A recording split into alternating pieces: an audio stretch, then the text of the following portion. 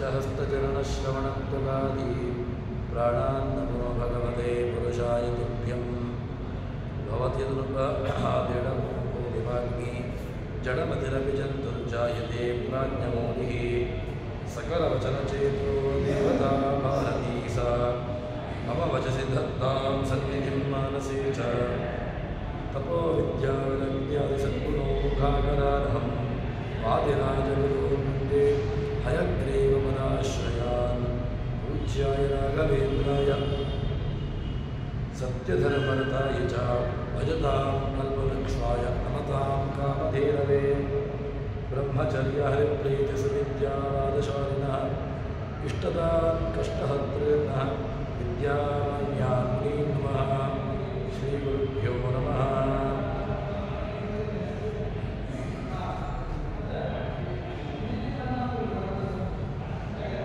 ಹರಿಕಥಾಮೃತ ಸಾರದಲ್ಲಿ ಎಲ್ಲ ವಿಷಯಗಳನ್ನು ಜಗನ್ನಾಥದಾಸರು ಹೇಳ್ತಾ ಇದ್ದಾರೆ. ಆರಂಭದಲ್ಲಿ ನರಸಿಂಹನ ಸ್ಮರಣೆ, ಅದಾದ ಮೇಲೆ ಭಗವಂತನ ಮಗನಾಗಿರತಕ್ಕಂತಹ ವಾಯುದೇವರ ಸ್ಮರಣೆ, ಅದಾದ ಮೇಲೆ ಹೀಗೆ ಭಾರತೀ ಸರಸ್ವತಿಯರ ಪ್ರಾರ್ಥನೆ ಎಲ್ಲ ಸ್ಮರಣೆ ಮಾಡಿಕೊಂಡು ಮಧ್ವಗುರುಗಳನ್ನು ಕೂಡ ಸ್ಮರಣೆ ಮಾಡುತ್ತಾರೆ. ಎಂತಹ ಮಧ್ವರು ಅಂತ ಕೇಳಿದಾಗ ಜಗತ್ತಿಗೆ ಭೇದವನ್ನು 5 ಭೇದವನ್ನು ಪ್ರತಿಪಾದನೆ ಮಾಡಿ ಆ 5 ಭೇದಗಳು ಕೂಡ ಯಥಾರ್ಥ, ಅದು ಸತ್ಯ ಎಂಬುದನ್ನು ಕೂಡ ಪ್ರತಿಪಾದನೆ ಮಾಡಿ ಆ 5 ಭೇದಗಳು ತಾತ್ವಿಕ ಎಂಬುದನ್ನು ಹೇಳಿ ಅದಾದ ಮೇಲೆ ಭಾವಿ ವಿರಿಂಚಿ ಅಂದರೆ ಮುಂದಿನ ಕಲ್ಪದ ಬ್ರಹ್ಮದೇವರು ಎಂಬುದನ್ನು ಕೂಡ, ಅಂದರೆ ಮುಂದಿನ ಕಲ್ಪದಲ್ಲಿ ಬ್ರಹ್ಮ ಪದವಿಯನ್ನು ಅಲಂಕರಿಸತಕ್ಕಂಥವರು, ಅಂತಹ ಬ್ರಹ್ಮದೇವರ ವ್ಯವಸ್ಥೆಯನ್ನು ಕೂಡ ಹೇಳಿಕೊಂಡು ಅದಾದ ಮೇಲೆ ರುದ್ರದೇವರನ್ನು ಸ್ತೋತ್ರ ಮಾಡ್ತಾ ಇದ್ದಾರೆ. ಜಗನ್ನಾಥದಾಸರು ಎಂತಹ ರುದ್ರದೇವರು, ಮುಖ್ಯವಾಗಿ ಜಗನ್ನಾಥದಾಸರು ಈ ಹರಿಕಥಾಮೃತ ಸಾರವನ್ನು ಮಾಡಿದ್ದು ಯಾಕೆ ಅಂತ ಕೇಳಿದರೆ, ಇಡೀ ತತ್ವಗಳನ್ನು, ಅದೇ ರೀತಿಯಾಗಿ ಭಗವಂತನ ಇತ್ಯಾದಿ ಎಲ್ಲ ವಿಚಾರಗಳನ್ನು ಪ್ರತಿಪಾದನೆ ಮಾಡುವುದಕ್ಕೋಸ್ಕರವಾಗಿ ಹರಿಕಥಾಮೃತ ಸಾರ ಎಂಬುದನ್ನು ಅವರು ರಚನೆ ಮಾಡಿದರು. ಈ ಮುಂದೆ ರುದ್ರದೇವರ ಸ್ತೋತ್ರವನ್ನು ಮಾಡ್ತಾರೆ. ವಾಮದೇವ ವಿರಿಂಚಿತನಯ ಉಮಾ ಮನೋಹರ ಉಗ್ರಧೂರ್ಜತಿ ಸಾಮಜಾಜಿನ ವಸನಭೂಷಣ ಸುಮನಸೋತ್ತಂಸ ಕಾಮಹರ ಕೈಲಾಸ ಮಂದಿರ ಸೋಮಸೂರ್ಯ ಅದಲ ವಿಲೋಚನ ಕಾಮಿತಪ್ರದ ಕರುಣಸು ಯಮಗೆ ಸದಾ ಸುಮಂಗಳವ ಅಂತ ಜಗನ್ನಾಥದಾಸರು ರುದ್ರನ ಸ್ತೋತ್ರವನ್ನು ಮಾಡ್ತಾರೆ. ಎಂತಹ ರುದ್ರದೇವರು ಅಂತ ಕೇಳಿದ್ರೆ, ಮೊದಲಿಗೆ ಅವರಿಗೆ ವಿಶೇಷಣವನ್ನು ಕೊಟ್ಟದ್ದು ವಾಮದೇವ ಅಂತ. ರುದ್ರದೇವರ ವಾಮದೇವ, ಅದೇ ರೀತಿಯಾಗಿ ಹೀಗೆ ಅವರ 5 ಮುಖಗಳನ್ನು ವೇದಗಳು ಎಲ್ಲ ಕಡೆಗಳಲ್ಲೂ ಕೂಡ ಅದು ಪ್ರಸಿದ್ಧವಾಗಿರತಕ್ಕಂತಹದ್ದು.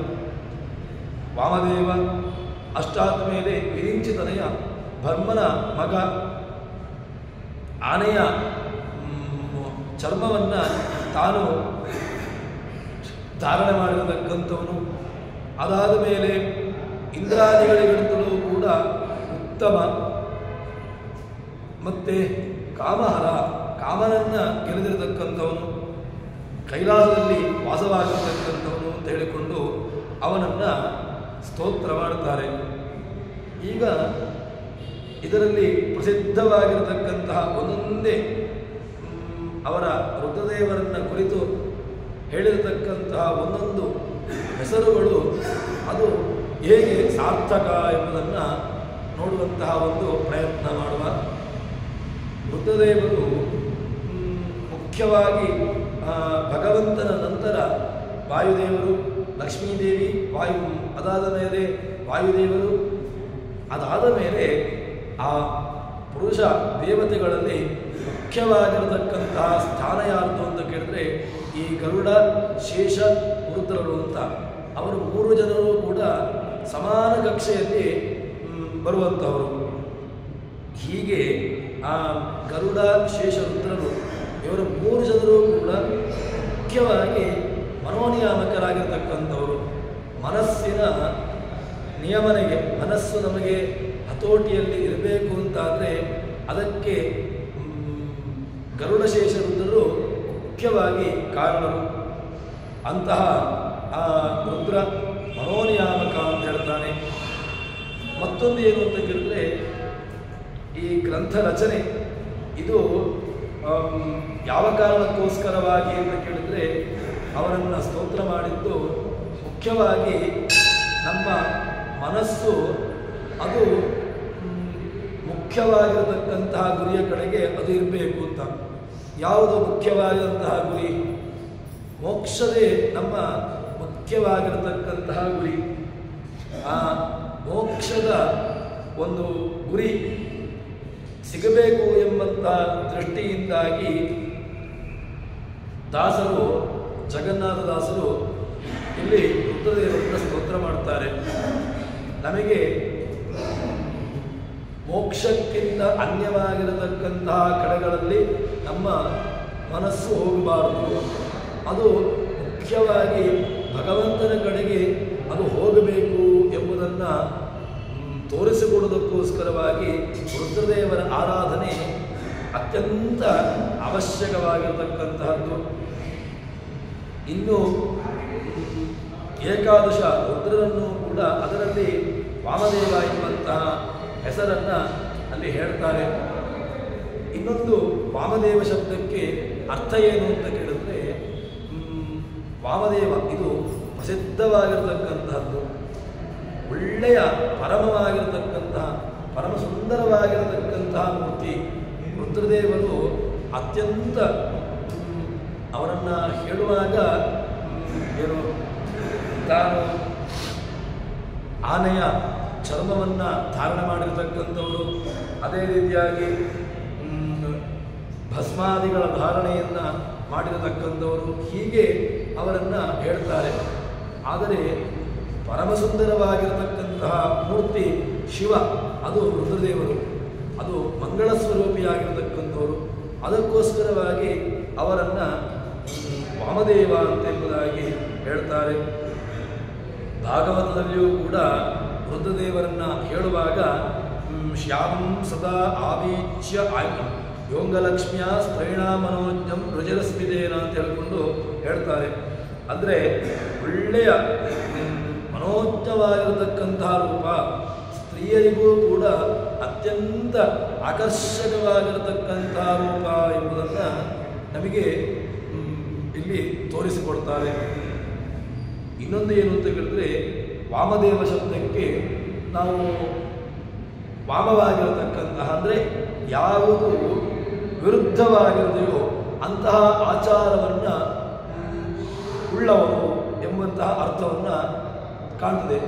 ಆದರೆ ವಾಮದೇವ ಶಬ್ದಕ್ಕೆ ವಾಸ್ತವಿಕವಾಗಿರತಕ್ಕಂತಹ ಅರ್ಥ ಏನು ಅಂತಂದರೆ ಒಳ್ಳೆಯ ಏನು ಅವರಿಗೆ ತಾತ್ಪರ್ಯದ ಮೇಲೆ ನಮಗೆ ಹೇಳ್ತಾರೆ ಆಚಾರ್ಯರು, ಅತಥ್ಯಾನಿ ವಿತಥ್ಯಾನಿ ದರ್ಶಯಸ್ವ ಮಹಾಭುಜ ಅಂತ. ಅಂದರೆ ಕೆಲವು ಸಂದರ್ಭದಲ್ಲಿ ಲಿಂಗ ಪುರಾಣಾದಿಗಳು ಇತ್ಯಾದಿ ಪುರಾಣಗಳು ಅದು ರುದ್ರದೇವರನ್ನ ಸರ್ವೋತ್ತಮತ್ವವನ್ನು ಹೇಳಲಿಕ್ಕೋಸ್ಕರವಾಗಿ ಹೊರಟಿರತಕ್ಕಂತಹದ್ದು. ಅದರಲ್ಲಿ ವ್ಯಾಸರ ಆಜ್ಞೆ ಅಂದರೆ ಇನ್ನು ಯಾರಿಗೆ ಯೋಗ್ಯತೆ ಇಲ್ಲವೋ, ಯಾರು ಅಯೋಗ್ಯರಿದ್ದಾರೋ ಅಂಥವರಿಗೆ ಯೋಗ್ಯವಾಗಿರತಕ್ಕಂತಹ ಗತಿ ಆಗಬಾರದು ಎಂಬಂತಹ ದೃಷ್ಟಿಯಿಂದಾಗಿ ಅವರಿಗೆ ಆ ಯೋಗ್ಯವಾಗಿರತಕ್ಕಂತಹ ಗತಿ ಸಿಗಬೇಕು ಎಂಬುದಂತಹ ದೃಷ್ಟಿಯಿಂದಾಗಿ ಅಲ್ಲಿ ಅತಥ್ಯಾನಿ ವಿತಥ್ಯಾನಿ ದರ್ಶಯಸ್ವ ಮಹಾಭುಜ, ಯಾವುದು ಮಿಥ್ಯಾಭೂತವಾಗಿದೆಯೋ, ಯಾವುದು ಯಥಾರ್ಥವೋ ಅಂತಹ ಶಾಸ್ತ್ರವನ್ನು ರಚನೆ ಮಾಡು ಈ ಲಿಂಗ ಪುರಾಣಾದಿಗಳೆಲ್ಲವೂ ಕೂಡ ಒಂದು ರೀತಿಯಾಗಿ ಅದು ತಮ್ಮ ರುದ್ರದೇವರನ್ನ ಅಥವಾ ಇನ್ನಿತರರನ್ನ ಸರ್ವೋತ್ತಮತ್ವೇನ ಅದು ಪ್ರತಿಪಾದನೆ ಮಾಡ್ತಾ ಉಂಟು. ಅದಕ್ಕೋಸ್ಕರವಾಗಿ ಅದು ವ್ಯಾಸರ ಆಜ್ಞೆಯನ್ನು ಅನುಸರಿಸಿಕೊಂಡು ಆ ಶಾಸ್ತ್ರಗಳು ಇದು ಹೊರಟಿತ್ತು ಎಂಬುದನ್ನು ತೋರಿಸಿಕೊಡ್ತಾರೆ. ಮತ್ತೊಂದು ವಾಮದೇವ ಶಬ್ದಕ್ಕೆ ಒಳ್ಳೆಯ ಅರ್ಥವನ್ನು ಹೇಳ್ತಾರೆ. ಏನು ಅಂತ ಕೇಳಿದ್ರೆ, ಆ ಅಸುರಜನ ಮೋಹನಕ್ಕಾಗಿ ಒಂದು ರೀತಿಯಾಗಿರತಕ್ಕಂತಹ ಈ ಆಚಾರಗಳಾದರೆ, ಇನ್ನು ವಾಮನಃ ದೇವ ಯಸ್ಯ ಸಹ ವಾಮದೇವ, ಯಾರಿಗೆ ವಾಮನರೂಪಿಯಾಗಿರತಕ್ಕಂತಹ ಭಗವಂತನೇ ಪರಮೋತ್ಕೃಷ್ಟವಾಗಿ ಇದ್ದಾನೋ ಅವರನ್ನೇ ವಾಮದೇವ ಅಂತ ಕರೆದದ್ದು. ಅಂದರೆ ವಾಮನರೂಪಿಯ ಇಂದ್ರಾರಾಧಿತವಾಗಿರತಕ್ಕಂತಹ ವಾಮನರೂಪದ ಹರಿಯನ್ನ ಆರಾಧನೆ ಉಪಾಸನೆ ಮಾಡುವುದರಿಂದಾಗಿಯೂ ಕೂಡ ಅಲ್ಲಿ ವಾಮದೇವ ಎಂಬ ಶಬ್ದ ಅದು ಸಾರ್ಥಕ ಹೊರತು ವಾಮದೇವ ಎಂಬ ಶಬ್ದ ಅದು ಸಾರ್ಥಕ ಅಲ್ಲ ಅಂತ ಆಗೋದಿಲ್ಲ. ರುದ್ರದೇವರಿಗೆ ವಾಮದೇವ ಎಂಬ ಹೆಸರು ಅದು ಅನ್ವರ್ಥವಾಗ್ತದೆ ಅಂತ. ಅಂದರೆ ವಾಮನರೂಪಿಯಾಗಿರ್ತಕ್ಕಂತಹ ಭಗವಂತನನ್ನ ತಾವು ಉಪಾಸನೆ, ಇಂದ್ರದೇವರು ಉಪಾಸನೆ ಮಾಡ್ತಾರೆ. ಅದೇ ರೀತಿಯಾಗಿ ರುದ್ರನೂ ಕೂಡ ಆ ಉಪಾಸನೆಯನ್ನ ಮಾಡ್ತಾರೆ. ಅದರಿಂದಾಗಿ ವಾಮದೇವ ಎಂಬ ಶಬ್ದ ಅನ್ವರ್ಥಕವಾಗಿದೆ ಅಂತ ಹೇಳ್ತಾರೆ. ಇನ್ನು ಅದರ ಮುಂದಿನ ಶಬ್ದ ವಿರಿಂಚಿತನಯ, ಬ್ರಹ್ಮನ ಮಗ ಅಂತ. ಹೇಗೆ ಬ್ರಹ್ಮದೇವರ ಭ್ರೂಮಧ್ಯದಿಂದಾಗಿ ಹಣೆಯ ಮಧ್ಯಭಾಗದಿಂದಾಗಿ ಅವರು ಜನಿಸಿರತಕ್ಕಂಥವರು. ಅದಕ್ಕೆ ಪ್ರಮಾಣವನ್ನು ಕೂಡ ಭಾಗವತ ಕೊಡ್ತದೆ. ಅದೇನು ಅಂತ ಕೇಳಿದ್ರೆ, ಧಿಯಾ ನಿಗೃಹ್ಯಮಾಣೋಪಿ ಭ್ರುವೋರ್ಮಧ್ಯಾತ್ ಪ್ರಜಾಪತೆ ಸದ್ಯೋ ಜಾಯತ ತನ್ಮನ್ಯೋ ಕುಮಾರೋ ನೀಲಲೋಹಿತ ಯದರೋಧಿ ಸುರಶ್ರೇಷ್ಠ ಸೋದ್ವೇಗ ಇವ ಬಾಲಕ ತತ್ತಸ್ವಾ ಅಭಿರಾಜಿಸ್ಯಂತಿ ನಾಮ್ನಾ ರುದ್ರ ಪ್ರಜಾ. ಹೀಗೆ ಯದರೋಧಿ ಅರೋಧಿ ಅವರು ಹುಟ್ಟಿದ ತಕ್ಷಣ ತಾವು ಕೂಗಿದ್ರು, ರೋದನರನ್ನ ಮಾಡಿದ್ರಿಂದಾಗಿ ಅವರಿಗೆ ರುದ್ರ ಎಂಬಂತಹ ಯದರೋಧೀತ್ ಸೋರೋಧೀತ್ ತದ್ರುದ್ರಸ್ಯ ರುದ್ರತ್ವಂ ಅಂತ ವೇದಗಳು ಕೂಡ ಅವರನ್ನು ಕೊಂಡಾಡಿದೆ. ಹೀಗೆ ಭಾಗವತ ವೇದಾದಿಗಳ ಶಬ್ದ ಅದು ರುದ್ರ ಅಂತ. ಇನ್ನು ಆ ವಿರಿಂಚಿತನಯ ಯಾಕೆ ಆ ಬ್ರಹ್ಮದೇವರ ಧ್ಯಾನಿಗ್ರಹ್ಯಮಾಣೋಪಿ ಭ್ರುವೋರ್ಮಧ್ಯಾತ್ ಪ್ರಜಾಪತೆ, ಆ ಭ್ರೂವಿನ ಆ ಹಣೆಯ ಮಧ್ಯಭಾಗದಲ್ಲಿರ್ತಕ್ಕಂಥದ್ರಿಂದಾಗಿ ಅವರು ಹುಟ್ಟಿದರು. ಅದರಿಂದಾಗಿ ಅವರಿಗೆ ವಿರಿಂಚಿತನಯ ಎಂಬುದು ಸಾರ್ಥಕವಾಗಿದೆ. ಇದು ಭಾಗವತ ನಮಗೆ ಕೊಟ್ಟಿರತಕ್ಕಂತಹ ಚಿಂತನೆ. ಇನ್ನು ವಿರಿಂಚಿತನಯ ಉಮಾ ಮನೋಹರ. ಉಮಾ ಏನು ಉಮಾ ಅಂತ ಕೇಳಿದ್ರೆ, ಅದಕ್ಕೆ ಹರಿವಂಶ ಪುರಾಣದ ಮಾತನ್ನ ಪ್ರಮಾಣವನ್ನಾಗಿ ಕೊಡ್ತಾರೆ.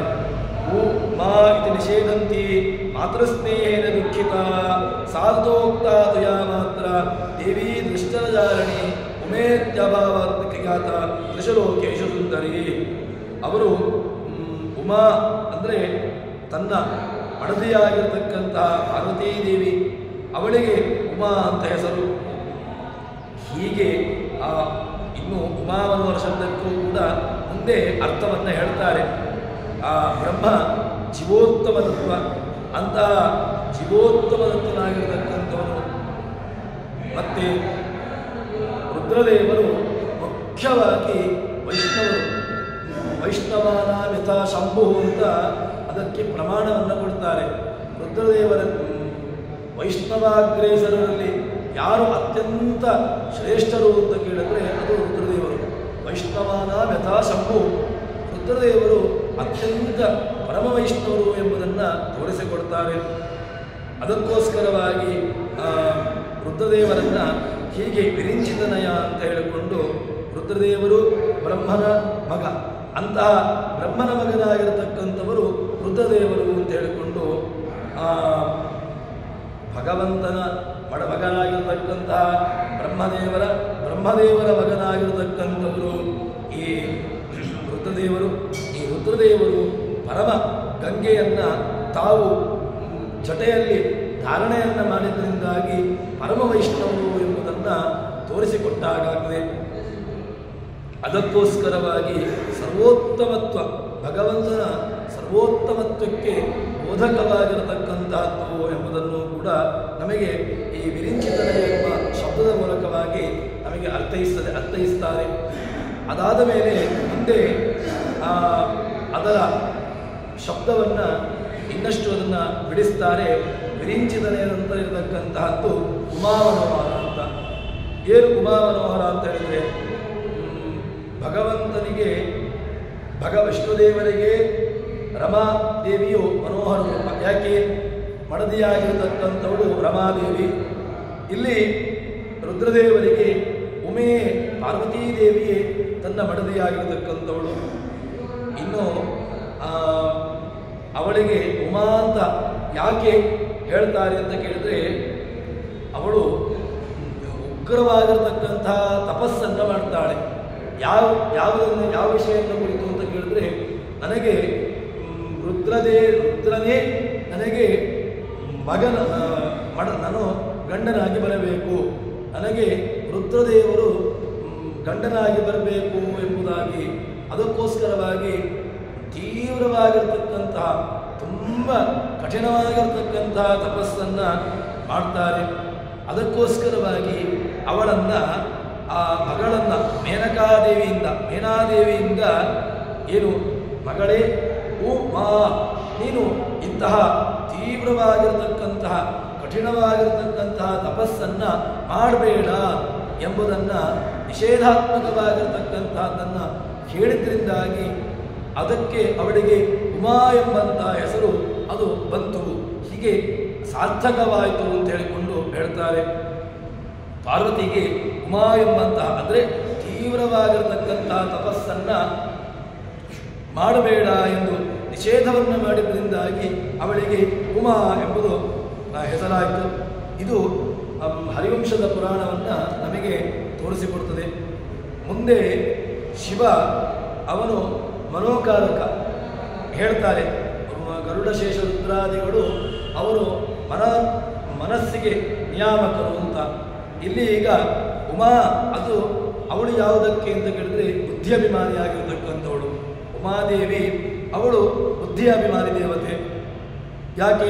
ಮತಿ ಪ್ರೇರಿಸುವಳು ಪಾರ್ವತೀ ದೇವಿ ಅಂತ ಪ್ರಮಾಣವನ್ನು ಅಲ್ಲಿ ದಾಸರುಗಳು ಹೇಳಿರ್ತಕ್ಕಂತಹದ್ದು. ಮತಿಯನ್ನು ಪ್ರೇರೇಪಣೆ ಮಾಡತಕ್ಕಂಥವಳು ಪಾರ್ವತೀ ದೇವಿ. ಅದಕ್ಕೋಸ್ಕರವಾಗಿ ಅವಳನ್ನು ಉಮಾ ಅಂತ ಕರೆದದ್ದು. ಹೀಗೆ ರುದ್ರದೇವರ ಒಂದೊಂದು ಹೆಸರುಗಳು ಕೂಡ ಅತ್ಯಂತ ಸಾರ್ಥಕವಾಗಿರತಕ್ಕಂತಹದ್ದು. ಮತ್ತು ಮುಂದಿನ ಪ್ರಮಾಣವನ್ನು ಹೇಳ್ತಾರೆ. ಚಿತ್ರಕೇತುವಿಗೆ ವೃತ್ರಾಸುರನಾಗಿ ಹುಟ್ಟಬೇಕು ಅಂತ ಹೇಳಿಕೊಂಡು ಶಾಪವನ್ನು ಕೊಟ್ಟಿರತಕ್ಕಂತಹದ್ದು ಪಾರ್ವತೀ ದೇವಿ. ಈ ವಿಚಾರಗಳನ್ನು ಕೂಡ ನಮಗೆ ಭಾಗವತ ಪುರಾಣವು ತೋರಿಸಿಕೊಡುತ್ತದೆ. ಇಲ್ಲಿಗೆ ರುದ್ರನ ನಾಮಗಳು, ಒಂದೊಂದು ನಾಮಗಳು ಕೂಡ ಅತ್ಯಂತ ಅದು ಸಾರ್ಥಕವಾಗಿರತಕ್ಕಂತಹದ್ದು, ಅನ್ವಿತವಾಗಿರತಕ್ಕಂತಹದ್ದು ಎಂಬುದನ್ನು ತೋರಿಸಿದಾಗತ್ತೆ, ಗೊತ್ತಾಗದೆ. ಇಂತಹ ಅದ್ಭುತವಾಗಿರತಕ್ಕಂತಹ ಅರ್ಥವಾಗ್ತಾಗಿರತಕ್ಕಂತಹದ್ದು ಎಂಬುದಾಗಿ ಗೊತ್ತಾಗಿದೆ. ಅದಾದ ಮೇಲೆ ಉಗ್ರ ಎಂಬಂತಹ ಉಗ್ರಧೂರ್ಜಟಿ ಅಂತ. ಯಾಕೆ? ಉಗ್ರ ಶಬ್ದಕ್ಕೆ ರುದ್ರನನ್ನು ಅಮರಸಿಂಹ ಅಮರಕಾರ ಹೇಳುವಾಗ ಉಗ್ರ ಕಪರ್ಧಿ ಶ್ರೀಕಂಠ ಶಿತಿಕಂಠ ಕಪಾಲಭೃತ್. ಉಗ್ರ ಕಪರ್ಧಿ ಶ್ರೀಕಂಠ ಶಿತಿಕಂಠ ಕಪಾಲಭೃತ್ ಅಂತ ಹೇಳಿಕೊಂಡು ಆ ರುದ್ರನನ್ನು ಬೇರೆ ಬೇರೆ ನಾಮಗಳನ್ನು ಹೇಳ್ತಾರೆ. ಅವನಿಗೆ ಉಗ್ರ ಅಂತ ಹೇಳ್ತಾರೆ, ಕಪರ್ಧಿ ಅಂತ ಹೇಳ್ತಾರೆ, ಶ್ರೀಕಂಠ, ಶಿತಿಕಂಠ, ಕಪಾಲಭೃತ್. ಹೀಗೆ ರುದ್ರನ ಅನೇಕವಾಗಿರತಕ್ಕಂತಹ ನಾಮಗಳಿದೆ. ಅದರಲ್ಲಿ ಉಗ್ರ ಎಂಬುದು ರುದ್ರನ ನಾಮ. ಇದು ಯಾಕೆ ಉಗ್ರ ಎಂಬುದು ಅಂತ ಕೇಳಿದ್ರೆ, ಉ ಶಬ್ದಕ್ಕೆ ಸಂಸಾರ ಅಂತ ಅರ್ಥ. ಅದನ್ನು ಗ್ರಸತಿ, ಅದನ್ನು ನಾಶ ಮಾಡ್ತಾನೆ. ಉ ಶಬ್ದಕ್ಕೆ ನಮ್ಮ ಸಂಸಾರವು ಸಂಸಾರವನ್ನು ಗ್ರಸತಿ, ಅದನ್ನು ನಾಶ ಮಾಡುವುದರಿಂದಾಗಿ ಉಗ್ರ ಅಂತ ಹೆಸರು. ರುದ್ರದೇವರು ಯಾಕೆ ರುದ್ರದೇವರು ನಮ್ಮ ಸಂಸಾರವನ್ನು ನಾಶ ಮಾಡ್ತಾರೆ ಅಂತ ಕೇಳಿದ್ರೆ, ಭಗವಂತನಲ್ಲಿ ಮನಸ್ಸನ್ನು ನೀಡುವ ಮೂಲಕವಾಗಿ ಭಗವಂತ ನಮಗೆ, ಅಂದರೆ ನಮ್ಮ ಮನಸ್ಸು ಅದು ಎಲ್ಲಿರಬೇಕು, ಅದು ಭಗವಂತನಲ್ಲಿರಬೇಕು. ಅದಕ್ಕೋಸ್ಕರವಾಗಿ ಅದೇ ವೈಷ್ಣವಾನ ಯಥಾಶಂಭು ಅಂತ ರುದ್ರದೇವರು ವೈಷ್ಣವಾಗ್ರಣಿಗಳು ಅಂತಹ ವೈಷ್ಣವಾಗ್ರಣಿಗಳಾಗಿರ್ತಕ್ಕಂತಹ ರುದ್ರದೇವರು ನಮಗೆ ಭಗವಂತನಲ್ಲಿ ಮನಸ್ಸನ್ನು ಕೊಡಬೇಕು. ಮನಸ್ಸನ್ನು ಕೊಡುವ ಮೂಲಕವಾಗಿ ನಮ್ಮ ಸಂಸಾರದ ಏನು ಕಷ್ಟಗಳಿದೆ, ತಾಪಗಳಿದೆ, ಅದನ್ನು ಗ್ರಸತಿ, ಅದನ್ನು ಪೂರ್ತಿಯಾಗಿ ನಾಶ ಮಾಡ್ತಾರೆ. ಅದರಿಂದಾಗಿ ಅವರಿಗೆ ಉಗ್ರ ಎಂಬ ಹೆಸರು, ನಾಮ ಸಾರ್ಥಕ ಅಂತ ಹೇಳ್ತಾರೆ. ಅರ್ಥವತ್ತಾಗಿರ್ತಕ್ಕಂತಹದ್ದು ಎಂಬುದನ್ನು ಹೇಳ್ತಾರೆ. ಇದಕ್ಕೋಸ್ಕರವಾಗಿ ರುದ್ರದೇವರಿಗೆ ಉಗ್ರ ಅಂತ ಹೆಸರು. ಇನ್ನು ಲಯಕಾಲದಲ್ಲಿ ನರಸಿಂಹಾಗ್ನಿ ಒಳಗಿದ್ದುಕೊಂಡು ಭಗವಂತನ ಆದೇಶಕ್ಕೆ ಒಳಪಟ್ಟು ಒಳಗಡೆ ಭಗವಂತನೇ ನಿಯಾಮಕನಾಗಿದ್ದುಕೊಂಡು ಲಯವನ್ನು ಮಾಡ್ತಾರೆ. ಉಗ್ರವಾಗಿರ್ತಕ್ಕಂತಹ ಲಯಕರವನ್ನು ಮಾಡ್ತಾರೆ. ಅದರಿಂದಾಗಿಯೂ ಕೂಡ ಅವರನ್ನು ಉಗ್ರ ಅಂತ ಕರೀತಾರೆ. ಇದಕ್ಕೋಸ್ಕರವಾಗಿ ಅವರು ಉಗ್ರರು ಅಂತ ಅನಿಸಿಕೊಳ್ತಾರೆ. ಮತ್ತೊಂದು ನಮಗೆ ಒಳ್ಳೆಯ ಪುರಾಣವನ್ನು ಶುಕ ಮಹರ್ಷಿಗಳು ಕೊಟ್ಟಿದ್ದಾರೆ. ಅದು ಯಾವುದು ಅಂತ ಕೇಳಿದ್ರೆ ಭಾಗವತ. ಈ ಭಾಗವತ ಮೃತ್ಯುರಿತಿ ಸಂಪ್ರೋಕ್ತೋ ಮೃತ್ಯು ಸಂಸಾರ ಈಡಿತ ಗ್ರಸತಿ. ಆ ಏನು ಸಂಸಾರವನ್ನು ಶುಕಾದಿ ರೂಪಗಳಾಗಿ ತಾವು ಶುಕಾಚಾರ್ಯರಾಗಿ ಭೂಮಿಗೆ ಅವತಾರವನ್ನು ಮಾಡಿದಾಗ ಶುಕಾಚಾರ್ಯರು ಕೊಟ್ಟಿರತಕ್ಕಂತಹದ್ದು ಯಾವುದು ಅಂತ ಕೇಳಿದ್ರೆ, ಪರೀಕ್ಷಿತ ರಾಜನ ಮೂಲಕವಾಗಿ ಜಗತ್ತಿಗೆ ಕೊಟ್ಟಿರತಕ್ಕಂತಹ ದೊಡ್ಡ ಉಪಕಾರ ಯಾವುದು ಅಂತ ಕೇಳಿದ್ರೆ ಅದು ಈ ಭಾಗವತ ಪುರಾಣ. ಅಂತಹ ಭಾಗವತ ಪುರಾಣವನ್ನು ನಮಗೆ ನೀಡಿರತಕ್ಕಂಥವರು. ಅಂತಹ ಆ ಮೃತ್ಯುವನ್ನು ಅಂತ ಹೇಳಿದ್ದಕ್ಕೆ ಮೃತ್ಯು ಅಂತ ಅರ್ಥ. ಮೃತ್ಯು ಸದೃಶವಾಗಿರತಕ್ಕಂತಹ ಸಂಸಾರ, ಆ ಮೃತ್ಯು ಸದೃಶವಾಗಿರತಕ್ಕಂತಹ ಸಂಸಾರದಿಂದಾಗಿ ಬಿಡುಗಡೆಯಾಗಬೇಕು, ಅದರಿಂದ ಮುಕ್ತಿಯಾಗಬೇಕು, ಅದರಿಂದ ಪ್ರತ್ಯೇಕವಾಗಬೇಕು ಅಂತಾದರೆ ಈ ಭಾಗವತಾದಿಗಳು ಅತೀ ಅವಶ್ಯಕವಾಗಿರತಕ್ಕಂತಹದ್ದು. ಅತ್ಯಂತ ಅವಶ್ಯಕವಾಗಿರತಕ್ಕಂಥ ಈ ಭಾಗವತವನ್ನು ನಮ್ಮಲ್ಲಿಗೆ ನೀಡುವ ತನಕ ಉಪಕಾರವನ್ನು ಮಾಡಿರತಕ್ಕಂತಹದ್ದು ಆ ಶುಕಾಚಾರ್ಯರು.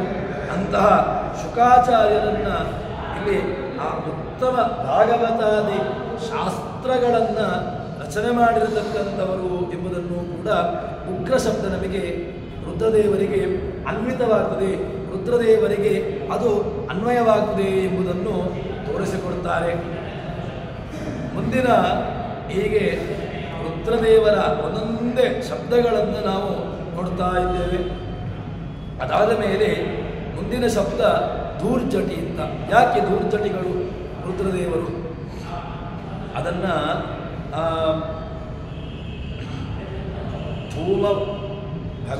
ಧೂಮ ಇತಿ ಸಂಪ್ರೋಕ್ತ ಧೂಮೋ ವ್ಯೋಮ ಇತಿ ಇರ್ತಃ ಅಂತ ಏಕಾಕ್ಷರ ಕೋಶದ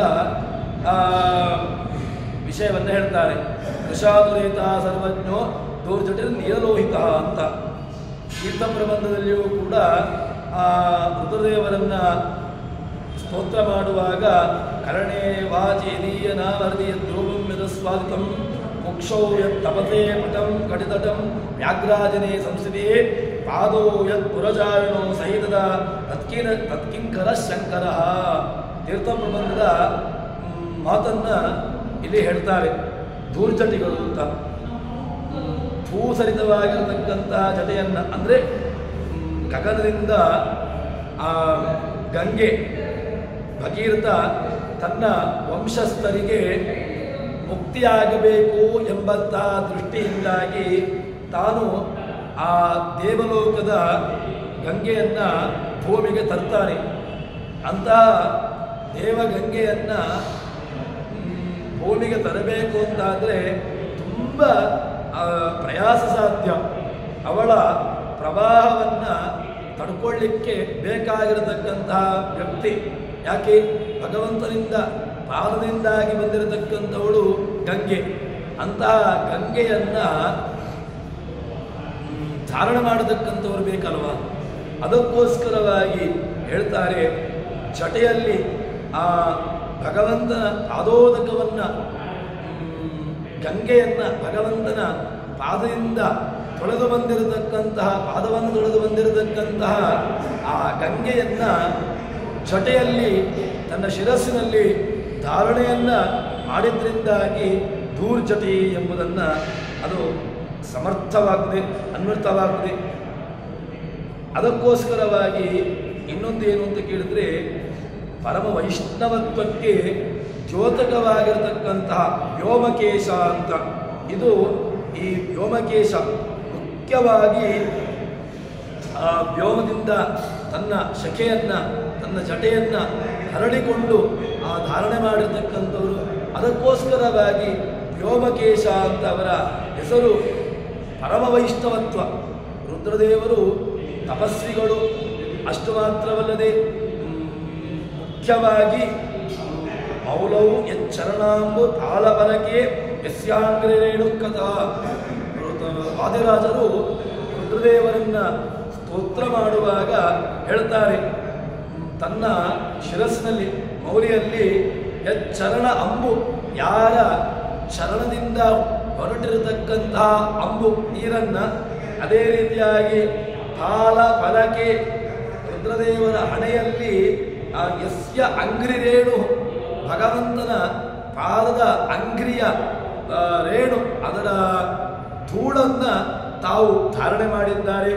ಮತ್ತೆ ಕರ್ಣೇ ವಾಚಿ ಯದೀಯ ನಾಮರಿದಿ ಯತ್ ರೂಪಂವಿದ ಸ್ವಾದಿತಂ, ಕರ್ಣದಲ್ಲಿ ನಮ್ಮ ಕಿವಿಯಲ್ಲಿ, ಮಾತಿನಲ್ಲಿ ಯದೀಯ ಸಾಮ, ಯಾರ ನಾಮ ಅದು ಹೃದಯದಲ್ಲಿ ಮುಖ್ಯವಾಗಿದೆಯೋ, ಯದ್ರೂಪಂ, ಯಾರ ರೂಪವನ್ನು ನಿತ್ಯದಲ್ಲೂ ಕೂಡ ಚಿಂತನೆ ಮಾಡ್ತಾ ಇರ್ತಾರೋ, ಕುಕ್ಷೌ ಯತ್ ತಪಸೆ ಕಡಿದಟಂ ವ್ಯಾಘ್ರಾಜಿನಿ, ತಮ್ಮ ತಮಗೆ ಬಟ್ಟೆಯನ್ನಾಗಿ ವ್ಯಾಘ್ರಾಜನವನ್ನು ಧರಿಸಿರತಕ್ಕಂಥವರು. ಪಾದವು ಯತ್ಪುರಚಾರಿಣು, ಇಡೀ ಭಗವಂತನನ್ನೇ ತನ್ನ ಪೂರ್ತಿ ಶಿರಸ್ಸು ತನ್ನ ದೇಹದಲ್ಲಿ ಧಾರಣೆ ಮಾಡಿರ್ತಕ್ಕಂಥವರು ಎಂಬುದನ್ನು ನಮಗೆ ತೀರ್ಥ ಪ್ರಬಂಧದಲ್ಲಿ ವಾದಿರಾಜರು ಆ ರುದ್ರದೇವರ ಒಂದು ಪರಮ ವೈಷ್ಣವತ್ವವನ್ನು ತೋರಿಸಿಕೊಡ್ತಾರೆ. ರುದ್ರದೇವರು ಎಷ್ಟು ವೈಷ್ಣವರು ಅಂತ ಕೇಳಿದರೆ, ಭಗವಂತನ ಪಾದದಿಂದ ಬಂದಿರತಕ್ಕಂಥ ಗಂಗೆಯನ್ನು, ಅದೇ ರೀತಿಯಾಗಿ ಭಗವಂತನ ರೇಣು, ಅವನ ಧೂಳನ್ನು ತಮ್ಮ ಶಿರಸ್ಸಿನಲ್ಲಿ ಧಾರಣೆ ಮಾಡ್ತಾರೆ ಎಂಬುದನ್ನು ನಮಗೆ ತೋರಿಸಿಕೊಡ್ತಾರೆ.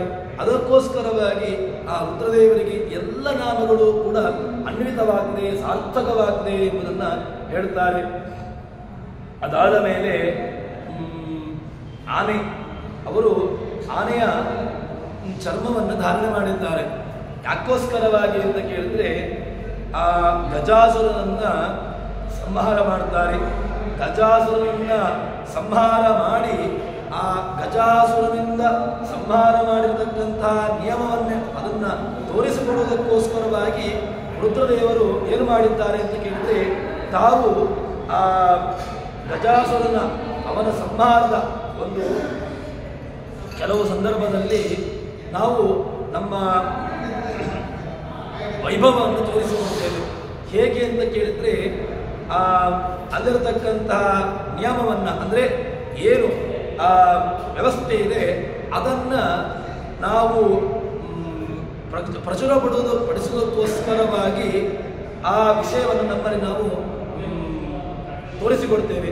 ಅದೇ ರೀತಿಯಾಗಿ ರುದ್ರದೇವರು ಏನು ಮಾಡಿದ್ರು ಅಂತ ಕೇಳಿದ್ರೆ, ಬಂದಿರತಕ್ಕಂತಹ ಗಜಾಸುರನನ್ನು ಅವನನ್ನು ಸಂಹಾರ ಮಾಡಿ ಆ ವೈಭವವನ್ನು ತಾವು ತೋರಿಸಿಕೊಡುವುದಕ್ಕೋಸ್ಕರವಾಗಿ ತಾವು ಆನೆಯ ಚರ್ಮವನ್ನು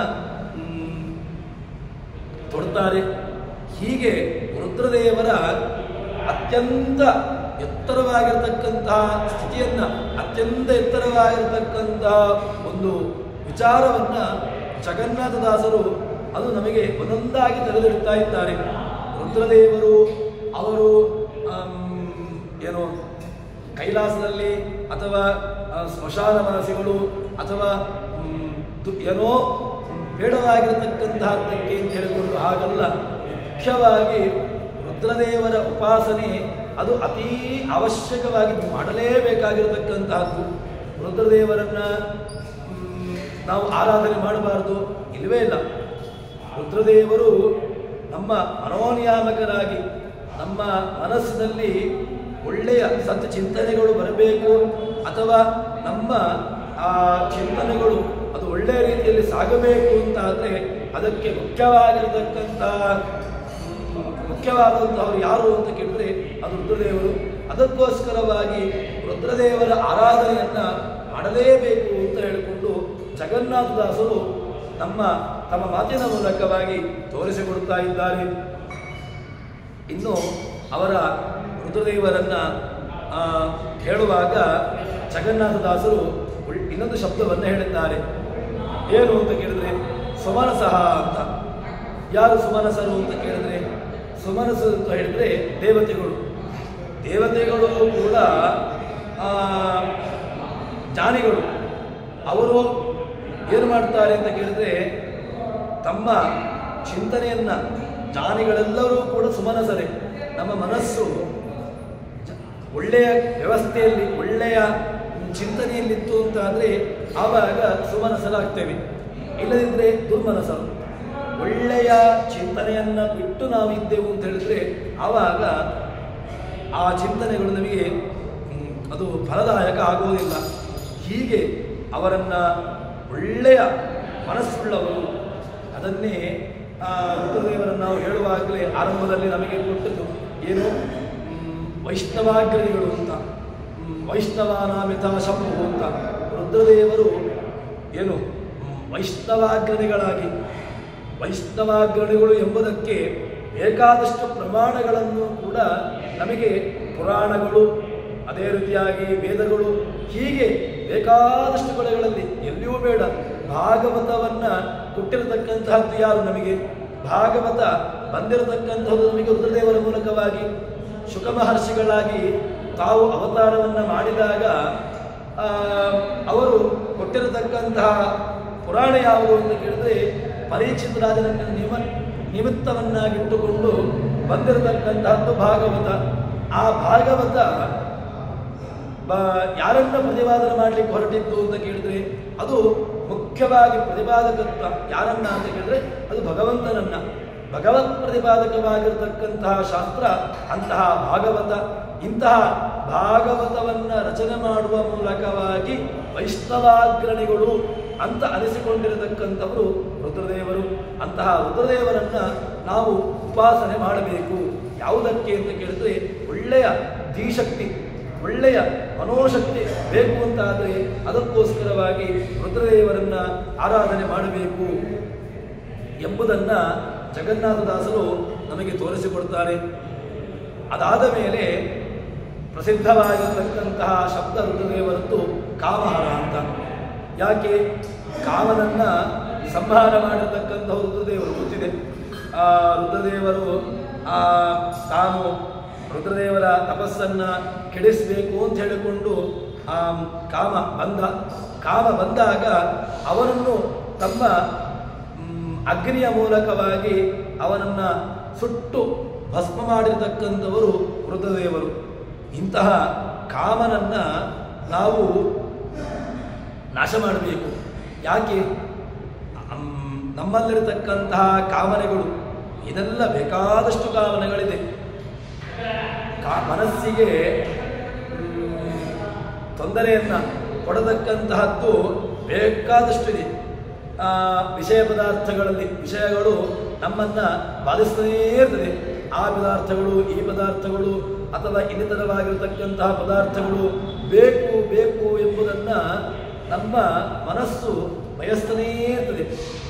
ಈ ಮನಸ್ಸನ್ನು ಅದನ್ನು ನಿಯಂತ್ರಣದಲ್ಲಿಟ್ಟುಕೊಂಡು ತನ್ಮೂಲಕವಾಗಿ ಅದನ್ನು ಭಗವಂತನ ಕಡೆಗೆ ಕೊಡುವುದಕ್ಕೋಸ್ಕರವಾಗಿ ಮುಖ್ಯವಾಗಿ ರುದ್ರದೇವರು ಬೇಕು. ಅದಕ್ಕೋಸ್ಕರವಾಗಿ ಕಾಮನನ್ನು ಸಂಹಾರ ಮಾಡಬೇಕು. ಕಾಮ ಅಂತ ಹೇಳಿದ್ರೆ ಬೇರೆ ಏನೂ ಅಲ್ಲ, ಬೇಕು ಎಂಬಂತಹ ಆಸೆ. ಯಾವುದು ನಮಗೆ ಜಗತ್ತಿನಲ್ಲಿ ಬೇಕು ಎಂಬುದು ಬೇಕಾದಷ್ಟು ಬರ್ತಾ ಇರ್ತದೆ. ಅದು ಬೇಕು ಇದು ಬೇಕು ಅಂತ ಹೇಳಿಕೊಂಡು ಕೃಷ್ಣ ಹೇಳುವಾಗಲೇ ಹೇಳ್ತಾನಲ್ವ, ಮೊದಲಿಗೆ ಹುಟ್ಟಿದ್ದು ಏನು ಅಂತ ಹೇಳಿದ್ರೆ ಕಾಮ. ಕಾಮಾತ್ ಕ್ರೋಧೋ ವಿಜಾಯತೆ, ಕ್ರೋಧಾತ್ ಭವತಿ ಸಂಮೋಹ, ಸಂಮೋಹ ಸ್ಮೃತಿ ವಿಭ್ರಮ, ಸ್ಮೃತಿ ವಿಭ್ರಮ ಅದಕ್ಕೆ ಬುದ್ಧಿನಾಶ, ಬುದ್ಧಿನಾಶಾತ್ ಪ್ರಣಶ್ಯತೆ, ಕೊನೆಗೆ ನಾಶ. ಇದು ಸಿದ್ಧ. ಇದು ಹುಟ್ಟಿದ್ದು ಎಲ್ಲಿಂದ ಅಂತ ಕೇಳಿದ್ರೆ ಬೇಕು ಅಂತ. ಆ ಬೇಕು ಅಂತ ಆ ಆಸೆ ಎಲ್ಲಿಗೆ ಶುರುವಾಯಿತು ಅಲ್ಲಿಗೆ ಎಲ್ಲ ಪದಾರ್ಥಗಳ ಒಂದಕ್ಕೊಂದು ವ್ಯವಸ್ಥೆಗಳು ಶುರುವಾಗ್ತಾ ಬರ್ತದೆ. ಅದಕ್ಕೋಸ್ಕರವಾಗಿ ಮೊದಲಿಗೆ ನಾವು ಯಾವುದನ್ನು ನಮ್ಮ ಕಾಮನನ್ನು ನಾವು ದೂರ ಮಾಡಬೇಕು. ದೂರ ಮಾಡಿ ಅದಾದ ಮೇಲೆ ಮನಸ್ಸನ್ನು ಬೇರೆ ಬೇರೆ ರೀತಿಯಲ್ಲಿ ನಮಗೆ ಅದನ್ನು ತೋರಿಸಿಕೊಡ್ತಾ ಇದ್ದೆ. ಅದಕ್ಕೋಸ್ಕರವಾಗಿ ಕಾಮಹರ, ಅದನ್ನು ಹರತಿ, ಅದನ್ನು ಅಪಹರತಿ, ಅದನ್ನು ದೂರಕ್ಕೆ ಮಾಡತಕ್ಕಂತಹ ಸಾಮರ್ಥ್ಯವುಳ್ಳವರು ರುದ್ರದೇವರು ಅಂತ ಅವರಿಗೆ ಕಾಮಹರ ಅಂತ ಹೇಳ್ತಾರೆ. ಅದಾದ ಮೇಲೆ ಮಗನಾಗಿರತಕ್ಕಂತಹ ಷಣ್ಮುಖ ಸ್ಕಂದ, ಸೇನಾನಿ ನಾಮ ಅಹಂ ಸ್ಕಂದ ಅಂತ ಕೃಷ್ಣ ಭಗವದ್ಗೀತೆಯಲ್ಲಿ ಹೇಳಿರ್ತಕ್ಕಂತಹದ್ದು. ತಾನು ಎಲ್ಲೆಲ್ಲಿದ್ದೇನೆ ಅಂತ ಹೇಳಿಕೊಂಡು ಆವಾಗ ತನ್ನ ವಿಭೂತಿ ರೂಪ ಅದು ಎಲ್ಲಿದೆ ಅಂತ ಹೇಳಿದಾಗ ವಿಭೂತಿ ರೂಪಕ್ಕೆ ಹೇಳಿರತಕ್ಕಂತಹದ್ದು ಸ್ಕಂದ. ಆ ಸ್ಕಂದ ಬೇರೆ ಯಾರೂ ಅಲ್ಲ, ಆ ಭಗವಂತನ ಪ್ರದ್ಯುಮ್ನ ರೂಪ, ಅಂದರೆ ಕಾಮರೂಪದಾಗಿ ಅಲ್ಲಿ ಇರತಕ್ಕಂತಹದ್ದು. ಅಂತಹ ಸಾತ್ವಿಕವ ಅರಿಷಡ್ ವರ್ಗಗಳನ್ನು ನಮ್ಮ ಸ್ಕಂದನಿಗೆ 6 ಮುಖಗಳು. 6 ಮುಖಗಳು ಅಂತ ಹೇಳಿದ್ರೆ ಇದೇ ಈ ಅರಿಷಡ್ ವರ್ಗಗಳು, ಕಾಮ, ಕ್ರೋಧ, ಮೋಹ, ಮದ, ಮತ್ಸರ ಇತ್ಯಾದಿಗಳು ಏನಿದೆ ಈ 6 ಮುಖಗಳನ್ನು ಇದರನ್ನು ನಾಶ ಮಾಡತಕ್ಕಂತಹದ್ದು. ಇದು ಸಾತ್ವಿಕವಾಗಿ ಉಂಟು ಅಂತಾದರೆ ಎಲ್ಲವೂ ಪೂರಕವಾಗ್ತದೆ. ಯಾಕೆ? ಕಾಮ ಬೇಕು, ಕ್ರೋಧ ಬೇಕು, ಇದು ಕಾಮ ಕ್ರೋಧಾದಿಗಳು ಕೆಲವು ಕಡೆಗೆ ಸಾರ್ಥಕ, ಇನ್ನು ಕೆಲವು ಕಡೆಗಳಲ್ಲಿ ಅದು ಅಂದರೆ ಯಾವುದನ್ನು ನಾವು ಬೇಡವಾಗಿದ್ದ ವಿಷಯದಲ್ಲಿ ಅದನ್ನು ತೊಡಗಿಸಿಕೊಂಡಾಗ ಅದು ನಮಗೆ ಸಾರ್ಥಕವಾಗುವುದಿಲ್ಲ. ಇನ್ನು ಯಾವ ವಿಚಾರದಲ್ಲಿ ನಾವು ತೊಡಗಿಸಿಕೊಳ್ಳಬಾರದು ಅಂತಹದರಲ್ಲಿ ತೊಡಗಿಸಿಕೊಂಡಿದ್ದು ಅಂತಾದರೆ ಆವಾಗ ಅದು ಸಾರ್ಥಕ. ಹೀಗೆ ಮುಖ್ಯವಾಗಿ ನಮಗೆ ರುದ್ರದೇವರ ಆರಾಧನೆಯನ್ನು ಮಾಡಬೇಕು ಎಂಬುದನ್ನು ಜಗನ್ನಾಥದಾಸರು ತಮ್ಮ ಮಾತಿನ ಮೂಲಕವಾಗಿ ಪದ್ಯದ ಮೂಲಕವಾಗಿ ತೋರಿಸಿಕೊಡುತ್ತಾರೆ.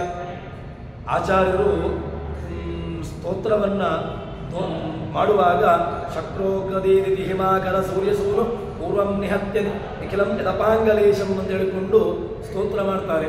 ಶಕ್ರ ಉಗ್ರ ದೀದಿಗಿ ಹಿಮಾಕರ ಸೂರ್ಯಸೂರು ಅಂತ ಯಾರೆಲ್ಲ ಇದ್ದಾರೆ ರುದ್ರಾದಿಗಳು ಎಲ್ಲರನ್ನೂ ಕೂಡ ಯಾರು ಲಯಕರ್ತೃಗಳಾಗಿರ್ತಕ್ಕಂತಹ ರುದ್ರದೇವರು ಅಂತ. ಲಯಕರ್ತೃಗಳು ಅಂತ ಹೇಳಿದ್ರೆ ಒಳಗಿದ್ದುಕೊಂಡು ಭಗವಂತ ಮಾಡ್ತಾನೆ. ಇಲ್ಲಿ ಇವರೆಲ್ಲರೂ ಕೂಡ ನಿಮಿತ್ತವನ್ನಾಗಿ ಇಟ್ಟುಕೊಂಡು ಅಂತ ಹೇಳಿಕೊಂಡು ತೋರಿಸಿಕೊಡುವುದಕ್ಕೋಸ್ಕರವಾಗಿ ನಮಗೆ ಜಗನ್ನಾಥದಾಸರು ತಮ್ಮ ಮಾತಿನ ಮೂಲಕವಾಗಿ ಹೇಳಿದ್ದಾರೆ. ಅದಾದ ಮೇಲೆ ರುದ್ರದೇವರ ಇರತಕ್ಕಂತಹದ್ದು ಎಲ್ಲಿ ಅಂತ ಕೇಳಿದ್ರೆ ರುಕ್ಮಿಣೀಶ ವಿಜಯದಲ್ಲಿ ಬರತಕ್ಕಂತಹ ಆ ವಿಷಯವನ್ನು ಹೇಳ್ತಾರೆ. ಯಾವುದು? ಕಾಮಕ್ರೋಧಾದಿಗಳು ಬೇಕು ಎಂಬುದನ್ನು ಎಲ್ಲಿ ಅಂತ ಕೇಳಿದ್ರೆ ಕಾಮಕ್ರೋಧಾದಿಗಳು ಎಲ್ಲಿ ಬೇಕು ಅಂತ ಕೇಳಿದ್ರೆ ಕಾಮಸ್ತೆ ಅಂಗ್ರಯುಗಾರ್ಚನೆ ಅಭರದಿಯ ಲೋಭ ಸುಪುಣ್ಯಾರ್ಚನೆ ಮಾತ್ಸರ್ಯಂ ಚರಿತಾನು ಕೀರ್ತನ ಸುಧಾ ಪಾನಾತ್ಮದ ಶತ್ರುಷು ಕ್ರೋಧೋ ಭಕ್ತಜನೇಶು ರಾಗ ಉದಯ ಶ್ರೀ ವಿಠ್ಠಲಾನ್ಯತ್ರನಃ ಯಚ್ಛತ್ರುನ್ನಹಿ ಶತ್ರು ಉಚ್ಚಲನಯ ಸ್ಯಾಸ ಶತ್ರು ಭವೇತ್. ಹೀಗೆ ನಮಗೆ ಕಾಮಕ್ರೋಧಾದಿಗಳು ಬೇಕು. ಅದು ಯಾವ ಕಡೆಗಳಲ್ಲಿ ಅಂತ ಕೇಳಿದ್ರೆ ಭಗವಂತನ ವಿಷಯಕವಾಗಿರತಕ್ಕಂತಹದ್ದು. ಆ ಎಲ್ಲವೂ ಕೂಡ ಸಾರ್ಥಕವಾಗಿದೆ. ವಿಪರೀತವಾಗಿರತಕ್ಕಂತಹದರಲ್ಲಿ ಅದು ನಮಗೆ ಮಾರಕವಾಗಿದೆ ಎಂಬುದನ್ನು ತೋರಿಸಿಕೊಡ್ತಾರೆ. ರುದ್ರದೇವರು ಇರತಕ್ಕಂತಹ ಭಗವಂತನ ಲೋಕ ವೈಕುಂಠ ಅಂತಾದರೆ ರುದ್ರದೇವರು ತಾವು ಕೈಲಾಸವಾಸಿಗಳಾಗಿ ಇರತಕ್ಕಂಥವರು ಎಂಬುದನ್ನು ತೋರಿಸಿಕೊಡ್ತಾರೆ.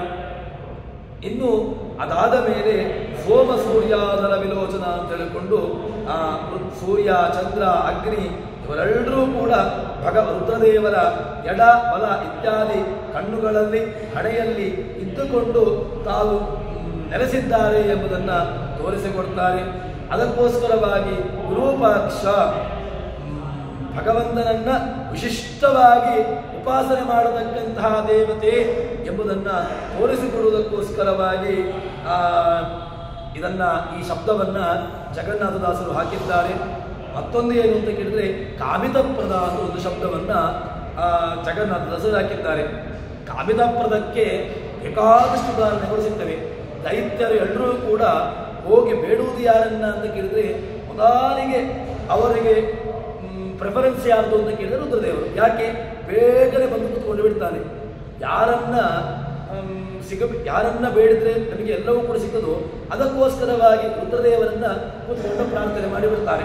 ರುದ್ರದೇವರು ಏನು ಬೇಕಾದರೂ ಕೊಟ್ಟು ಬಿಡ್ತಾರೆ, ಕೇಳಬೇಕು ಅಂತಷ್ಟೇ. ಯಾಕೆ?